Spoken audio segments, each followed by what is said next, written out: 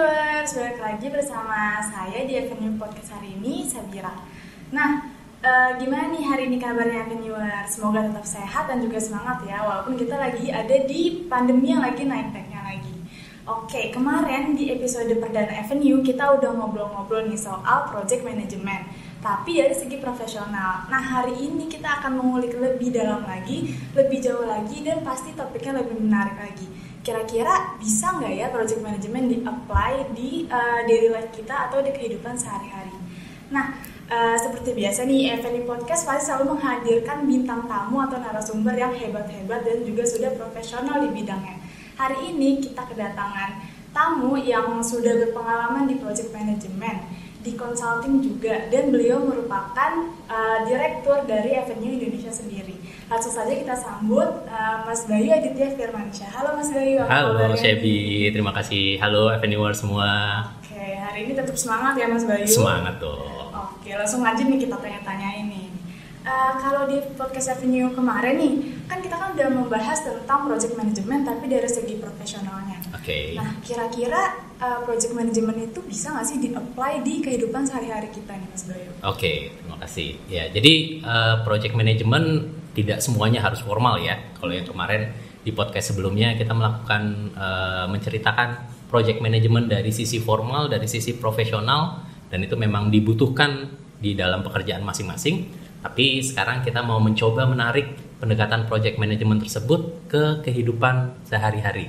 Karena saya yakin banyak Avenuers sekalian yang melakukan kegiatan-kegiatan, tapi secara tidak langsung sebenarnya ada poin-poin project management yang itu diimplementasikan oleh Avenuers sekalian. Baik secara sadar atau tidak sadar, ada poin-poin project management, pendekatan project management itu yang sudah dilakukan.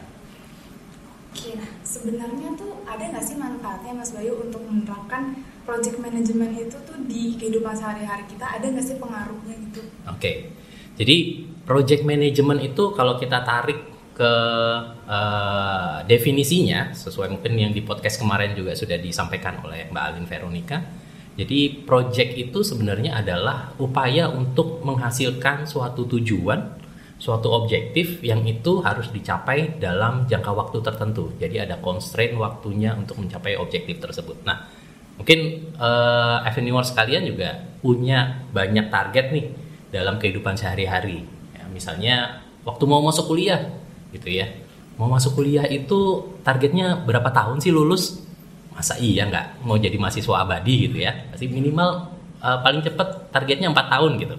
Dapat ijazahnya. Nah, itu juga ada tujuan yang harus diselesaikan dalam jangka waktu tertentu. Nah, mungkin di project management itu juga kita membantu untuk membuat kegiatan-kegiatan kita itu supaya jauh lebih efektif dan lebih efisien dengan guidance atau proses-proses yang bisa kita lakukan supaya kita juga nggak trial and error gitu ya. Kita sudah punya guidance, sudah punya framework yang itu bisa dilakukan. Jadi kegiatan langkah kita untuk mencapai tujuan tersebut itu bisa menjadi jauh lebih efektif dan efisien. Nah, biar lebih jelas lagi nih Mas Bayu, bisa nggak sih dikasih contohnya kayak gimana sih aplikasi project management di kehidupan sehari-hari kita tuh?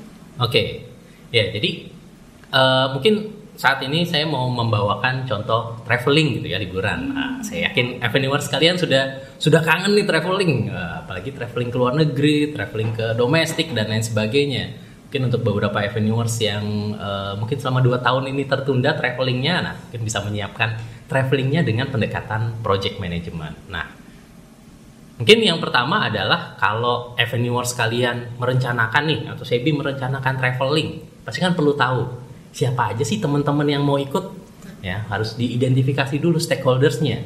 Tuh, teman-temannya siapa yang mau ikut, keinginan mereka seperti apa, apakah mereka mau liburan yang nyaman, gitu ya. Kalau liburan yang nyaman pasti budgetnya juga lumayan gitu ya. Atau juga yang kalau sekarang yang istilahnya carry hore gitu ya. Pokoknya jalan-jalan. Nah, jalan-jalan seadanya dengan budget yang terbatas itu juga bisa dilakukan selama perencanaannya juga baik. Ada banyak hal di dalam project management itu yang bisa kita terapkan waktu kita melakukan perencanaan traveling gitu ya. selain dari identifikasi siapa pesertanya, stakeholders kita siapa, kemudian kita juga harus menentukan scope-nya, tujuan kita untuk traveling itu ngapain aja sih. Kita misalnya nih mau ke Bali, ya Avenue sekalian atau Shebi mau ke Bali. Di Bali itu kita mau ngapain? Kita mau ke tempat wisata kah? Atau kuliner kah? Atau menikmati hotel kah? Dan lain sebagainya. Itu menjadi scope yang perlu dikelola, apa saja yang harus kita selesaikan selama liburan di Bali tersebut.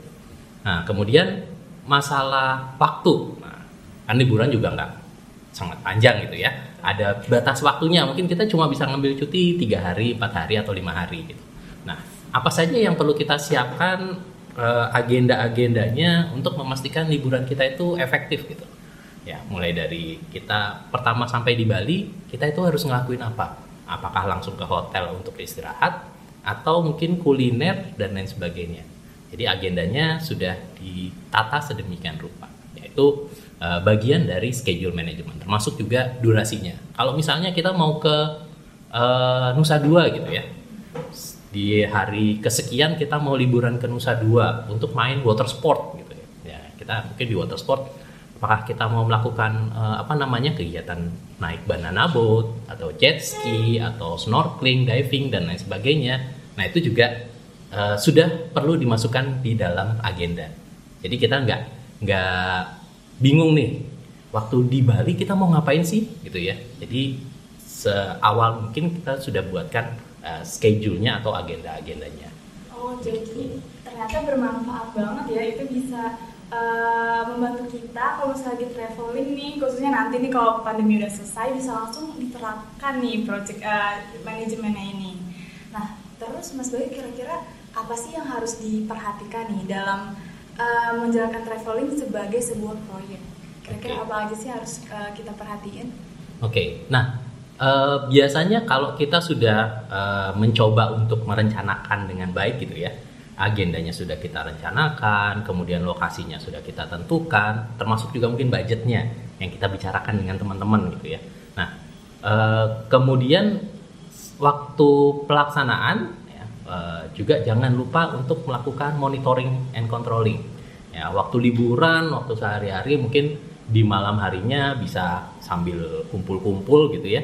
Kita lakukan review dan monitoring. Kegiatan sehari ini seperti apa sih?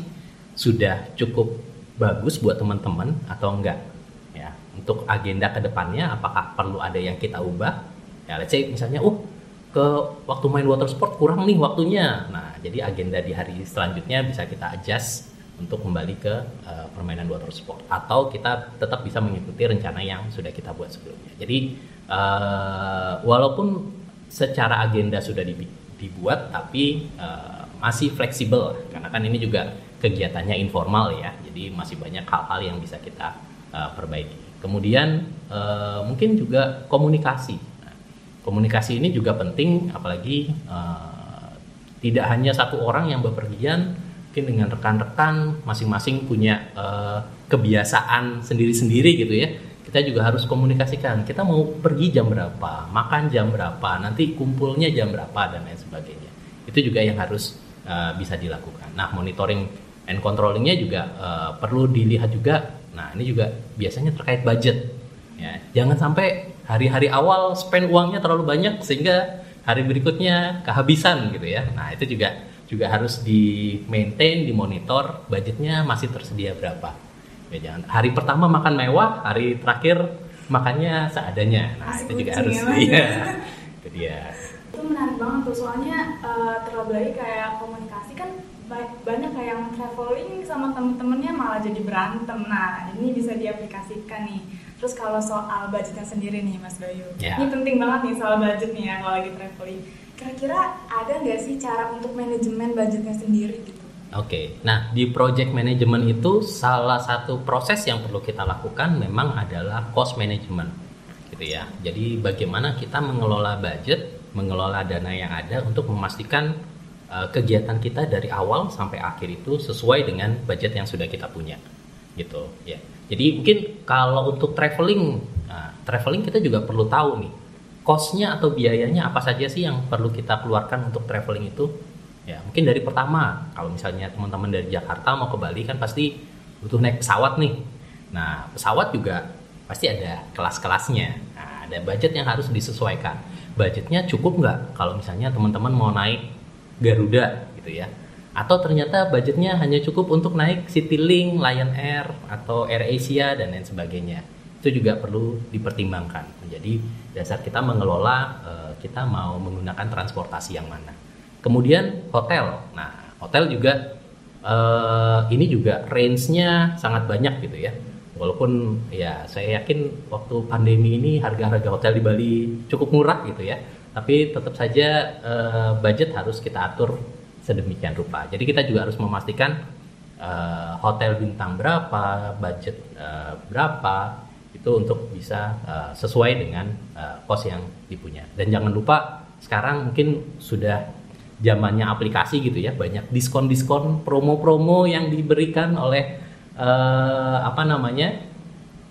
penyelenggara traveling gitu ya di aplikasi, itu bisa digunakan untuk menyesuaikan biaya yang kita buat dengan dana yang tersedia.